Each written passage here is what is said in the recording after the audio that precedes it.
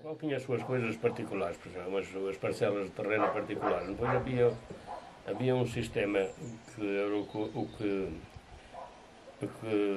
funcionava mais a vida comunitária nessa altura, é o facto de toda a gente da aldeia ter umas poucas vacas, 4 ou 5 ou 6 ou 3, e então essas vacas a maior parte do tempo alimentavam-se aí de uns lameiros, uns prados que a gente tem ao correr do rio, que são do povo.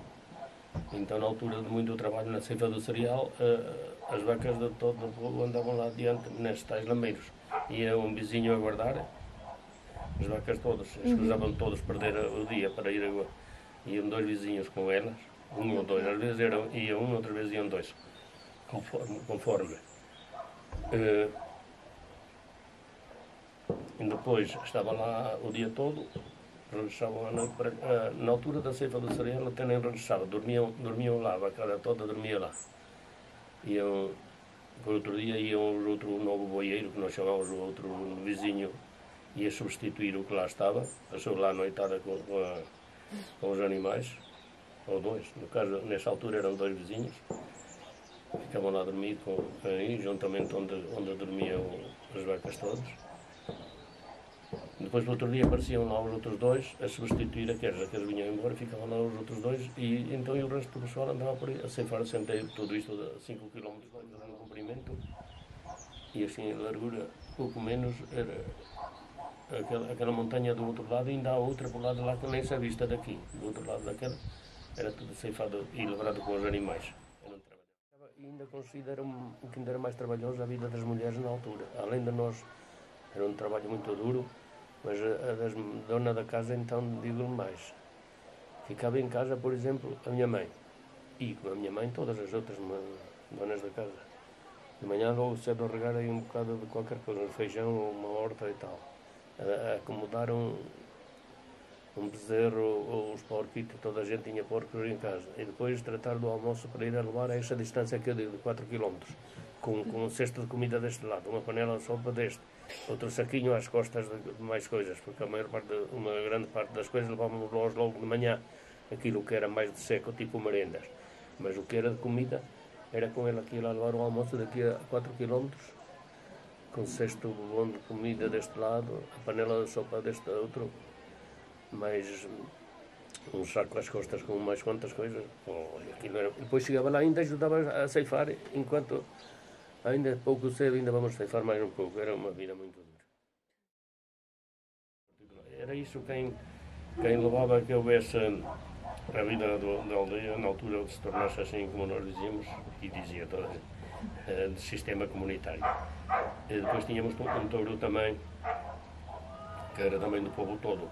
Como cada vizinho só tinha 4 ou 5 ou 6 vacas, ou 3 ou 2, não compensava ter um touro.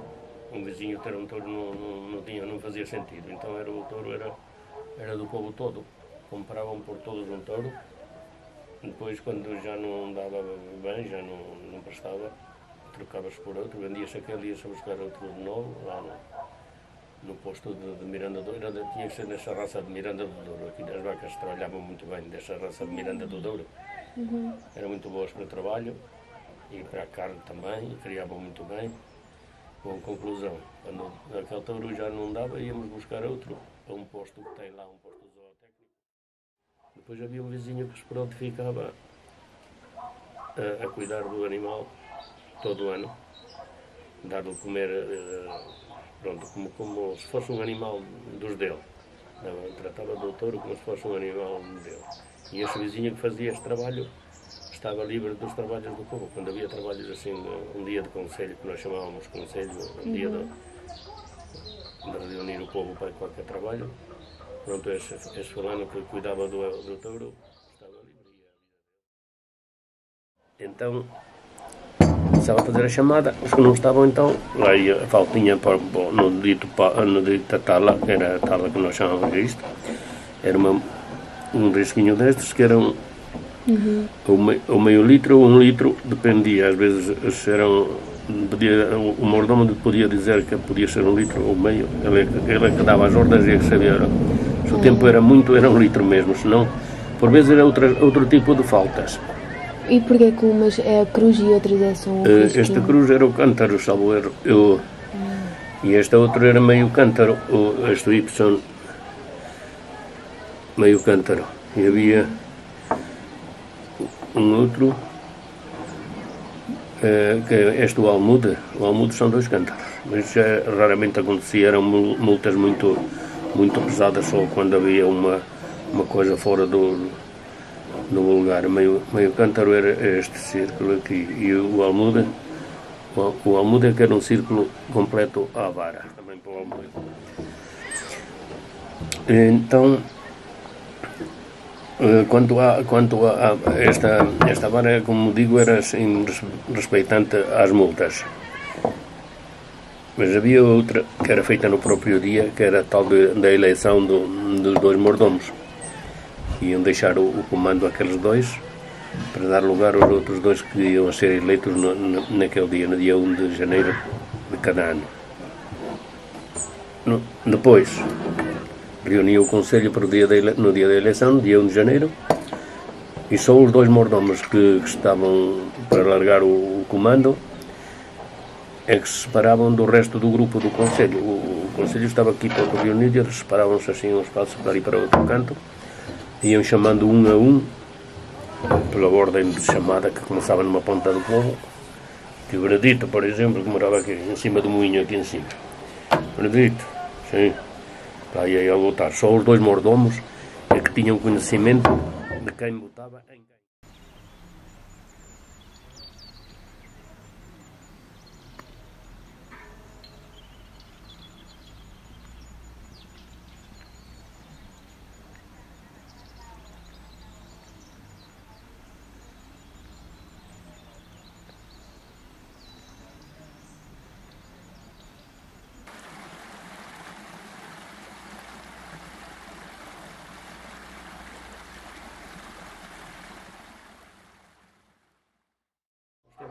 O clima está muito mudado, não tem nada a ver com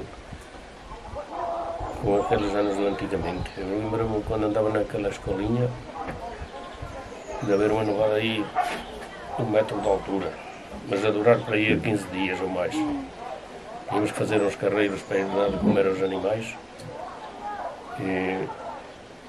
e pronto, e aquilo a durar assim aos 15 dias já viu a água que entrava na terra lentamente, porque a neve é o que mete a água na terra, porque quando vem agora uma chuvada forte, uma trovoada, a água passa e vai de rompão por aí fora e nem sequer chega a entrar quase na terra.